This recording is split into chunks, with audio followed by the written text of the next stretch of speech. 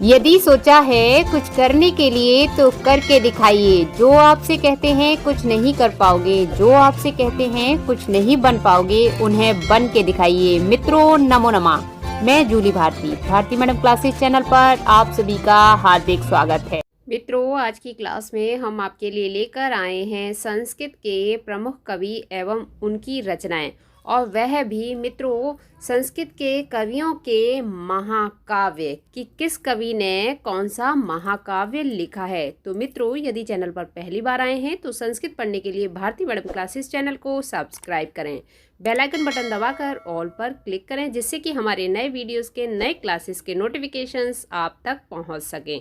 तो आइए मित्रों आज की क्लास प्रारंभ करते हैं। मित्रों ये देखिए संस्कृत के कवियों के महाकाव्य, और मित्रों यह प्रमुख कवि हैं।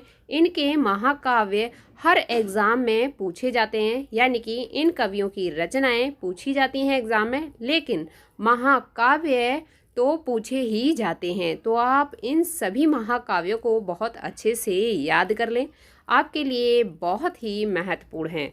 तो मित्रों सबसे पहले महर्षि वाल्मीकि यानी कि महर्षि वाल्मीकि का महाकाव्य कौन सा है? रामायण। रामायण है महर्षि वाल्मीकि का महाकाव्य।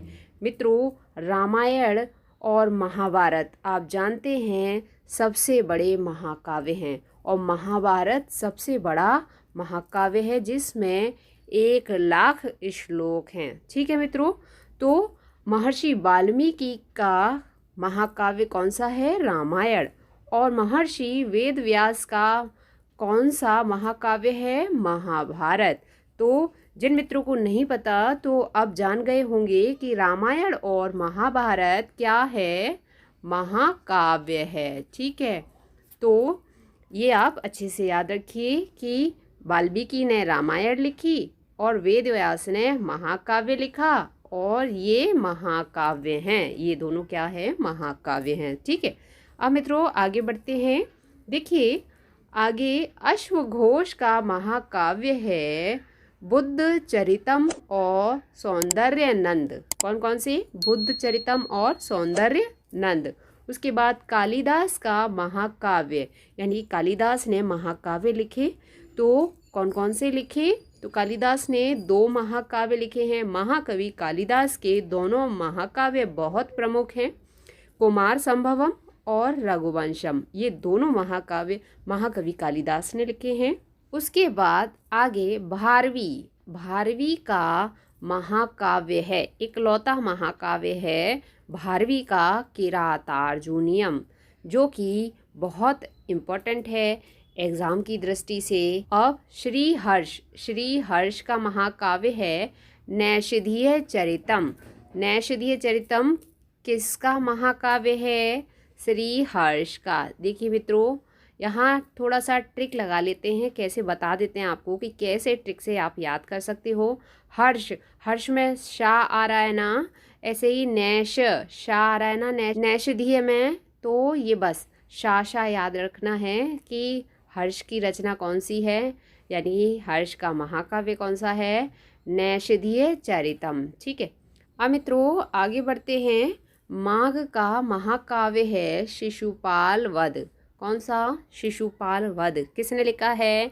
महाकवि माघ ने। ठीक है, उसके बाद पाणिनि ने लिखा है महाकाव्य जम्बवती विजयम। ठीक है, हलंत नहीं लगाए, यहाँ हलंत लगा देते हैं इन सब में।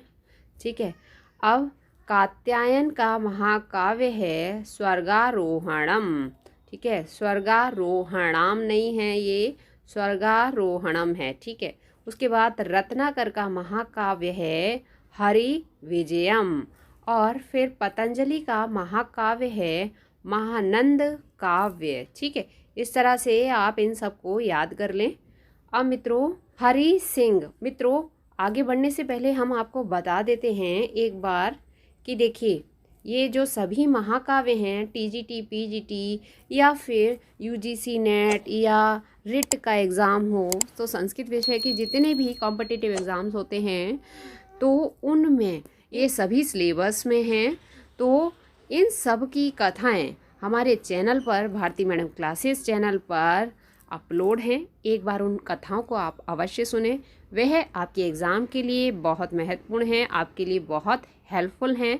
जब आप कथाओं को एक बार सुनेंगे तो आपको कथा पूरी समझ आ जाएगी, बहुत सारे आपके प्रश्न हल हो जाएंगे। तो एक बार सभी कथाओं को अवश्य देखें। साथ ही टीजीटी की सभी क्लासेस चैनल पर अपलोड हैं। संस्कृत व्याकरण की सभी क्लासेस अपलोड हैं, जो कि सभी संस्कृत विद्यार्थियों के लिए, सभी कॉम्पिटिटिव एग्जाम्स के मित्रों के लिए बहुत महत्वपूर्ण है। तो आप एक बार अवश्य देखें। नीचे डिस्क्रिप्शन बॉक्स में प्लेलिस्ट के लिंक दिए हैं, उन लिंकों पर क्लिक करके आप सभी क्लासेस सिलेबस की सभी कथाएं सुन सकते हैं। चलिए मित्रों, आगे बढ़ते हैं। तो हरि सिंह का महाकाव्य है प्रयाग प्रशस्ति।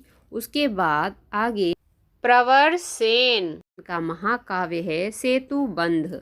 ठीक है, उसके बाद आए क्षेमेंद्र। तो मित्रों यहाँ पर क्षेमेंद्र ऐसे लिखते हैं, ठीक है, यहाँ गलत लिखा है क्षेमेंद्र इस तरह से। तो क्षेमेंद्र का महाकाव्य कौन कौन सा है? रामायण मंजरी और भारत मंजरी। अब उसके बाद बिल्हड़ की रचना है विक्रमांक देव चरितम। विक्रमांक देव चरित किसकी रचना है? विल्लड़ की। देखिए, वा से विल्लड़ और वा से ही विक्रमांक देव चरितम। ठीक है, और कल्हड़ की रचना है राजतरंगिणी। मित्रों, ये दो रचनाएं बहुत इंपॉर्टेंट है, पूछी जाती हैं। विल्लड़ और कल्हड़ बहुत इंपॉर्टेंट कवि हैं। विल्लड़ और कल्हड़ की रचना पूछी जाती हैं। फ्यूज हो जाते हैं क्योंकि नाम थोड़ा सा मिलता जुलता है ना, विल्लड़ कल्हड़, है ना।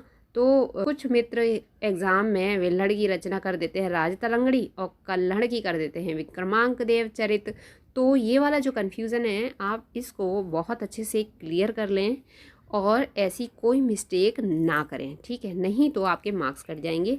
देखिए, आप याद रखिए, वा से विल्लड़ है और वा से ही विक्रमांक देवचरितम है। तो ये विक्रमांक देवचरितम किसकी रचना है? विल्लड़ की। तो आप वाह वाह याद रखिए बस। और कल्हड़ आ जाए तो आप राजतरंगिणी आंख बंद करके लगा दीजिएगा, ठीक है। बस आपको एक ही याद रखना है, वा से विल्लड़ और वा से विक्रमांक देव चरित। अब फिर रह जाएगा कल्हड़, तो कल्हड़ तो आप लगा ही देंगे राजतरंगिणी, है ना। तो इस तरह से याद कर लीजिए, क्योंकि याद करने के लिए कुछ ना कुछ ट्रिक लगाना होता है। सिलेबस बहुत ज़्यादा होता है, तो कहीं ना कहीं जहाँ पर लग सकता है वहाँ पर वो ट्रिक लगा लीजिए, आपके माइंड को वो याद रहे। बस इतना सा कि माइंड को थोड़ा सा हम कह देते हैं कि ये वा से है, ये भी वा से है, ऐसा दोनों मिल जाए तो ये इसकी रचना है, ठीक है। ये विल्लड़ की विक्रमांक देवचरितम, बस। बाकी कल्हड़ की राजतरंगिणी है, ठीक है। अब उसके बाद मित्रों आगे अभिनंद का महाकाव्य है कादम्बरी सार रामचरित। कौन सा? कादम्बरी सार रामचरित्र अभिनंद का महाकाव्य है, ठीक है। अब उसके बाद पद्मगुप्त का है नव सहसांक चरितम। यहाँ अंक की बिंदी है, ठीक है। तो नव सहसांक चरितम किसका है? पद्मगुप्त का महाकाव्य है, ठीक है। आज हम महाकाव्य ही लेकर आए हैं इसीलिए, और आगे नाटक भी लाएंगे। उसके बाद हम गद्य रचनाएं भी लाएंगे, खंड काव्य भी लाएंगे। तो आपको सभी रचनाओं के नाम बता देंगे, उनके कवि बता देंगे, ठीक है। तो आप चैनल को सब्सक्राइब कर लें और नोटिफिकेशन बेल को अवश्य दबा लें, क्योंकि यदि आपने नोटिफिकेशन बेल, हमारे पास बहुत सारे मित्रों के कमेंट आते हैं, मैम हमारे पास नोटिफिकेशन नहीं आता, बहुत समय बाद आता है। तो वो इसलिए क्योंकि आप नोटिफिकेशन बेल ऑन नहीं करते। आप नोटिफिकेशन बेल ऑन करिए, 3 ऑप्शन आते हैं, आपको ऑल पर क्लिक करना होता है, ठीक है। जब आप ऑल पर क्लिक कर देंगे तो आपको हमारी क्लासेस के नोटिफिकेशन ज़रूर आएंगे, ठीक है। और अब मित्रों आगे कुमार दास का महाकाव्य है जानकी हरणम। ये हलंत है, जानकी हरणम, ठीक है। तो इस तरह से मित्रों आज आपने संस्कृत के कवि और उनके महाकाव्य जान लिए कि किस कवि का कौन सा महाकाव्य है। तो मित्रों ऊपर आई बटन पर क्लिक करके आप सभी कवि एवं उनकी रचनाओं की क्लासेस देख सकते हैं, और भी अन्य कवि और उनकी रचनाओं की क्लासेस डिटेल में, जीवन चरित्र और उनकी सभी रचनाएं, ये सभी हमने डिटेल की क्लास में करा रखी हैं। तो आप ऊपर आई बटन पर क्लिक करके वो क्लासेस देख सकते हैं। नीचे डिस्क्रिप्शन बॉक्स में सभी प्लेलिस्ट के लिंक दिए हैं संस्कृत लिटरेचर, संस्कृत ग्रामर और संस्कृत सिलेबस की कथाओं के। तो आप उन लिंकों पर क्लिक करके भी सभी क्लासेस देख सकते हैं। सभी सिलेबस की प्रश्नोत्तरी देख सकते हैं। वह प्रश्नोत्तरी आपके लिए महत्वपूर्ण है। तो मित्रों, आज की क्लास आपको पसंद आई है, आपके लिए यूज़फुल है तो एक लाइक और एक कमेंट अवश्य करें। साथ ही साथ संस्कृत पढ़ने के लिए भारती मैडम क्लासेस चैनल को सब्सक्राइब करें। बेल आइकन बटन दबाकर ऑल पर क्लिक करें, जिससे कि हमारे नए वीडियोस के, नए क्लासेस के नोटिफिकेशंस आप तक पहुंच सकें। तो मित्रों, स्वस्थ रहिए, मुस्कुराते रहिए, पढ़ते रहिए, पढ़ाते रहिए, सबको करके दिखाते रहिए और अपना अनुभव बढ़ाते रहिए। मित्रों, आज की क्लास में इतना ही। आज की क्लास देखने के लिए बहुत बहुत धन्यवाद। कल फिर मिलते हैं इसी प्रकार की एक नई क्लास के साथ।